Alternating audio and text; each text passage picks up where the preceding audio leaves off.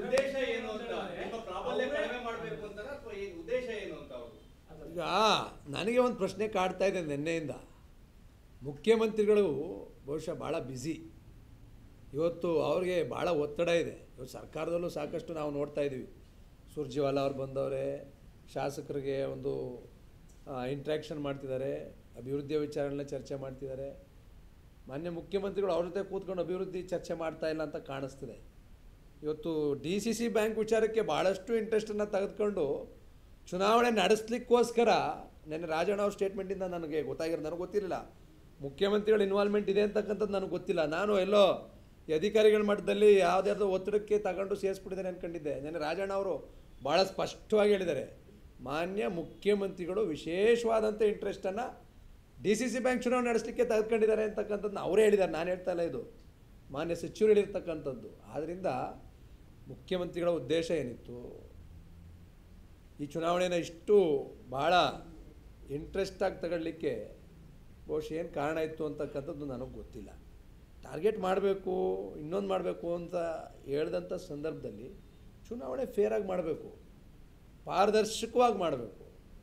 Target ಮಾಡ್ತಕ್ಕಂಥದ್ದು ಯಾರನ್ನ, ಒಳ್ಳೆ ಕೆಲಸ ಮಾಡ್ತಕ್ಕಂಥ ಸಹಕಾರಿಗಳನ್ನ ನೀವು ಟಾರ್ಗೆಟ್ ಮಾಡೋದು?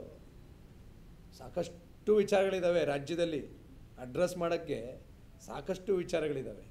ಅದು ಬಿಟ್ಬಿಟ್ಟು DCC ಬ್ಯಾಂಕ್ ಮಾಡೋಕ್ಕೆ ಬಂದಿದ್ದು. DCC ಬ್ಯಾಂಕಲ್ಲಿ ಏನೋ ಅಕ್ರಮ ಆಗಿದೆಯಾ? ಅಕ್ರಮ ಮಾಡಿದಂಥವ್ರ ಪರವಾಗಿ ನೀವು ನಿಂತಿದ್ದೀರಲ್ಲ. 2018ರ ಹಿಂದೆ ನಮ್ಮ DCC ಬ್ಯಾಂಕ್ನಲ್ಲಿ 27 ಕೋಟಿ ಹಗರಣ, 27 ಕೋಟಿ ಹಗರಣ ಮಾಡಿದಂಥವ್ರು ಯಾರು ಅಂತಕ್ಕಂಥದ್ದು ತನಿಖೆಯಿಂದ ಹೊರಗಡೆ ಬಂದಿದೆ. 64 ಎನ್ಕ್ವೈರಿ ಆಗಿದೆ, 68 ಆಗಿದೆ, 69 ಆಗಿದೆ. ಅವ್ರ ಪರ ನಿಂತಂಥವ್ರು ಯಾರು? ಅಕ್ರಮದ ಪರವಾಗಿ ನಿಂತಂಥವ್ರು ಯಾರು? ಅಕ್ರಮ ಮಾಡಿದಂಥವ್ರ ಪರವಾಗಿ ನಿಂತಂಥವ್ರು ಯಾರು? ನಾವೀಗಾಗಲೇ ಕೋರ್ಟ್ನಲ್ಲಿ ಚುನಾವಣೆ ಮುಂಚೆನೇ ನಾವು ಕೇಸನ್ನು ದಾಖಲೆ ಮಾಡಿದ್ದೀವಿ. ಅದಿನ್ನೂ ಮುಗ್ದಿಲ್ಲ.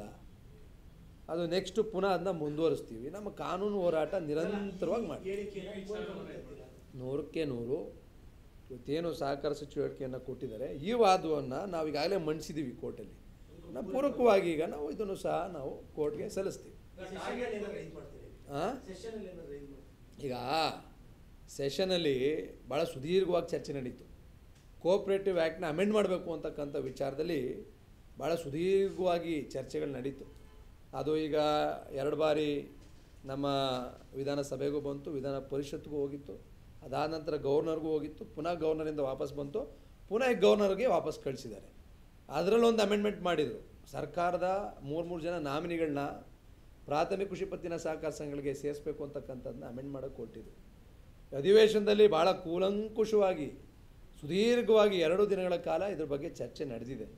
ನಾನು ಮುಂದಿನ ಬಾರಿನೂ ಸಹ ಸಹಕಾರ ಸಚಿವರಲ್ಲಿ ಪ್ರಶ್ನೆಯನ್ನು ಕೇಳ್ತೇನೆ. ಕಳೆದ 5 ಅಧಿವೇಶನಗಳಲ್ಲಿ ನಾನೇನು ಸಹಕಾರ ಸಂಘಗಳಿಗೆ ಸಂಬಂಧಪಟ್ಟಂತೆ, ನಮ್ಮ ಮೈಸೂರು ಜಿಲ್ಲಾ ಬ್ಯಾಂಕಿಗೆ ಸಂಬಂಧಪಟ್ಟಂತೆ ಕೇಳಿದಂಥ ಯಾವುದೇ ಪ್ರಶ್ನೆಗೆ ಮಾನ್ಯ ಸಹಕಾರ ಸಚಿವರು ಅಧಿವೇಶನದಲ್ಲಿ ಉತ್ತರವನ್ನು ಕೊಟ್ಟಿಲ್ಲ. 100ಕ್ಕೆ 100 ಮುಂದಿನ ಅಧಿವೇಶನದಲ್ಲಿ ಇದನ್ನು ನಾನು ಪ್ರಸ್ತಾಪ ಮಾಡ್ತೀನಿ. ಟಾರ್ಗೆಟ್ ಬಗ್ಗೆ ಮಾತನಾಡಿದ್ರಿ, ನೀವು ಟಾರ್ಗೆಟ್ ಸಿಎಂ ಅವರಿಗೆ ಮತ್ತೆ ಯಾವ ಕಾರಣಕ್ಕೆ ಟಾರ್ಗೆಟ್ ಅಂತ ಅದನ್ನ ನನಗೆ ಗೊತ್ತಿಲ್ಲ. ನೀವು ಅದನ್ನು ಅವ್ರನ್ನೇ ಕೇಳಬೇಕು.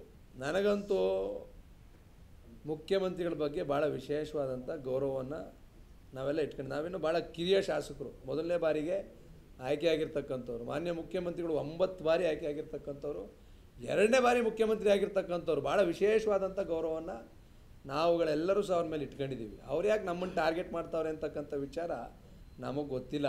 ಬಹುಶಃ ಅವ್ರನ್ನೇ ನೀವು ಈ ಪ್ರಶ್ನೆಯನ್ನು ಕೇಳಬೇಕು. ಕೇಳುವಂತ ಕೆಲಸ ಏನಾದ್ರು ಆಗುತ್ತಾ ಅಂತ, ಯಾಕೆ ಈ ತರ ಹಿಂಗಾಗಿದೆ ಅಂತೇಳಿ ವಿಶೇಷ ಆಸಕ್ತಿನ ವಹಿಸಿದ್ರಲ್ಲ, ತಾವೇನಾದ್ರು ಕೇಳ್ತೀರಾ ಅವ್ರನ್ನ ಭೇಟಿ ಮಾಡಿ ಅಂತ? ಇದು ನಾನು ಯಾವತ್ತೂ ಸಹ ಈ ಯಾವುದೇ ವಿಚಾರಗಳನ್ನು ನಾನು ಮುಖ್ಯಮಂತ್ರಿಗಳ ಬಳಿ ಪ್ರಸ್ತಾಪ ಮಾಡಿಲ್ಲ, ಮಾಡೋದೂ ಇಲ್ಲ. ಯಾಕೆಂದರೆ ಅವ್ರ ಬಗ್ಗೆ ಭಾಳ ವಿಶೇಷವಾದಂಥ ಗೌರವ ನಮಗೆಲ್ಲರಿಗೂ ಸಹ ಇದೆ. ಆದರೆ ಟಾರ್ಗೆಟ್ ಮಾಡ್ತಕ್ಕಂಥ ವಿಚಾರ ಮೊದಲನೇ ಬಾರಿಗೆಲ್ಲ ಇದು. ಕಳೆದ ಬಾರಿ 2013ರಿಂದ 2018ರವರೆಗೆ ಮುಖ್ಯಮಂತ್ರಿಗಳು ಮಾನ್ಯ ಇದೇ ಮುಖ್ಯಮಂತ್ರಿಗಳು ಅವತ್ತು ಸಹ ಮುಖ್ಯಮಂತ್ರಿ ಆಗಿದ್ದರು. 2015ರಲ್ಲಿ ನಡೆದಂಥ ಜಿಲ್ಲಾ ಸಹಕಾರಿ ಯೂನಿಯನ್ ಚುನಾವಣೆ ಅವತ್ತು ಸಹ ಮುಖ್ಯಮಂತ್ರಿಗಳು ಹಸ್ತಕ್ಷೇಪವನ್ನು ಮಾಡಿ ಬಹಳ ದೊಡ್ಡ ಗೊಂದಲವನ್ನು ಉಂಟು ಮಾಡಿದರು. ಬಹುಶಃ ಮೈಸೂರು ಜಿಲ್ಲೆ ಅವ್ರ ತವರು ಜಿಲ್ಲೆ, ಸಹಕಾರಿ ಕ್ಷೇತ್ರ ಭಾಳ ವಿಸ್ತಾರವಾಗಿ ಬೆಳೆದಿದೆ. 2 ಜಿಲ್ಲೆ, ಮೈಸೂರು ಚಾಮರಾಜನಗರ ಜಿಲ್ಲೆ. ಸಹಕಾರಿ ಬ್ಯಾಂಕು ನಾನು ಅಧ್ಯಕ್ಷನಾಗಿದ್ದಂಥ ಸಂದರ್ಭದಲ್ಲಿ ಭಾಳ ಚೆನ್ನಾಗಿ ಕೆಲಸ ಮಾಡಿದೆ. ಅದು ಮುಖ್ಯಮಂತ್ರಿಗಳ ಗಮನಕ್ಕೂ ಸಹ ಇದೆ ಅಂತಕ್ಕಂಥದ್ದು ನನ್ನ ಭಾವನೆ.